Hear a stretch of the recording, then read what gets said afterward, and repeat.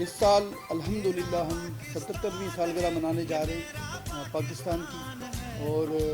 میں سمجھتا ہوں کہ اس سالگرہ کو ہمیں منانا چاہیے ایک فکر کے طور پہ کہ ہم اپنی معیشت کے جو ہمارے جو مشکلات ہیں، جو ہمارے جو ملک کے حالات ہیں، جو مہنگائی کے حوالے سے، تو میں سمجھتا ہوں کہ ہم سب کے لیے، تمام پاکستانیوں کے لیے، تمام بزنس کمیونٹی کے لیے، تمام جو حکومتی جو ادارے ہیں ان کے لیے، تمام جو حکومت میں جو لوگ ہیں ان کے لیے میں یہ چاہتا ہوں کہ یہ اس 77ویں سالگرہ کو ہم ایک مشن کے طور پہ، ایک عزم کے طور پہ منائیں کہ ہم جیسے بھی حالات ہیں ہم مایوس نہیں ہوں گے، ہم اپنے ملک سے محبت کرتے ہیں، ہم اپنے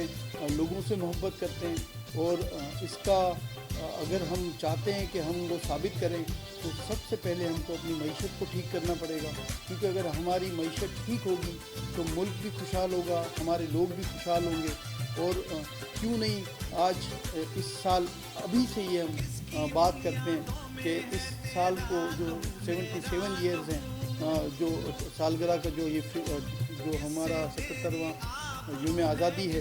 اس کو ہم منائیں اپنے ملک کو آگے لے جانے کے لیے۔